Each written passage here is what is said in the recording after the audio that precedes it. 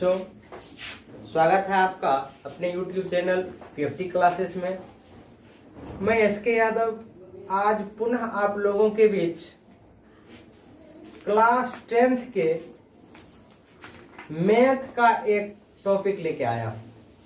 बच्चों, class 10th के math के इस टॉपिक का नाम है ट्रायगोनोमेट्री,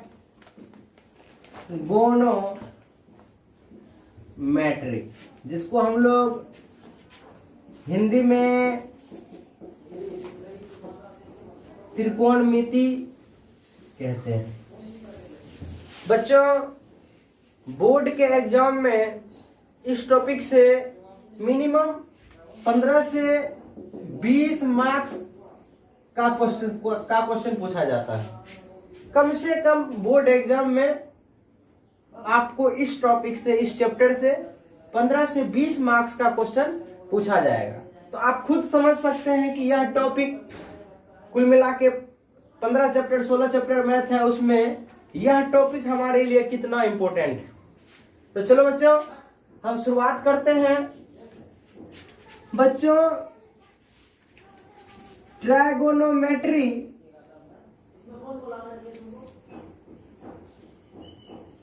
तीन ग्रीक वर्ड से मिलकर बना है। Tri plus gonia plus metro.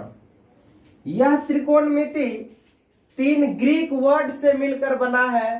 पहला है ट्राय, दूसरा है गोनिया और तीसरा है मेट्रो। ये तीनों का तीनों ग्रीक वर्ड है। ट्राय को जब आप इंग्लिश में ट्रांसफर करेंगे, इंग्लिश रूपांतरण करेंगे, तो ट्राय का मतलब होता है 3, गोनिया का अर्थ होता है एंगल और मेट्रोन का अर्थ होता है मीजर।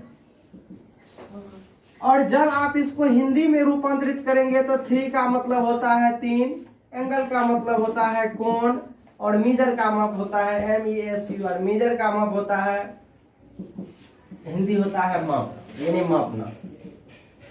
अर्थात त्रिकोणमिति का शाब्दिक अर्थ हुआ 3 कोणों की माप से। बच्चों, त्रिकोणमिति में हम लोग 3 कोणों की माप के बारे में पढ़ेंगे। और हम लोग जानते हैं कि 3 कोण होता किस में है, तो 3 कोण होता है त्रिभुज में, ट्रायंगल्स में। इसका मतलब ये हुआ कि त्रिकोणमिति के अंतर्गत हम लोग किसके बारे में पढ़ेंगे, तो त्रिभुज के बारे में पढ़ेंगे। बच्चों, हमें यह भी पता है, हम लोग यह भी जानते हैं कि त्रिभुज भी भुजा के आधार पे और कोण के आधार पे अलग अलग प्रकार के होते हैं। तो जब आप इसको कोण के आधार पे वर्गीकृत करते हैं तो न्यून कोण त्रिभुज होता है, समकोण त्रिभुज होता है, अधिक कोण त्रिभुज होता है। तो हम त्रिकोणमिति में प्रायः किसके बारे में पढ़ेंगे, तो बच्चों त्रिकोणमिति में हम लोग अध्ययन करेंगे समकोण त्रिभुज के बारे में। त्रिकोणमिति में हम लोग अध्ययन करेंगे किसके बारे में, समकोण त्रिभुज के बारे में। बच्चों, प्रारंभिक समय में त्रिकोणमिति का यूज 2 ग्रहों के बीच की दूरी ज्ञात करने में किया जाता था। और शुरू के समय में इस त्रिकोणमिति का यूज मिस्र और बेबीलोन के लोग क्या करते थे। बाद में धीरे धीरे इसका डेवलपमेंट हुआ और अभी वर्तमान में तो ये ऑल ओवर वर्ल्ड में चलता है, सभी जगह चलता है। त्रिकोणमिति का यूजेज ही इतना अधिक हो गया है कि सभी को रिक्वायरमेंट होती है, सभी जगह इसका यूज होता है। और खास करके अपने इंडिया में बहुत अच्छी तरीके से त्रिकोणमिति का यूज होता है। बच्चों, इस त्रिकोणमिति का जनक जो है, पिता जो है, फादर जो है, वो हिपार्कस को कहा जाता है। यानी त्रिकोणमिति का जो जनक है वो कौन है, तो वो हिपार्कस साहब। चलिए, ये तो हम लोग त्रिकोणमिति का कुछ इतिहास देखे कि प्रारंभिक समय में इसका कैसे यूज होता था, कहाँ यूज होता था।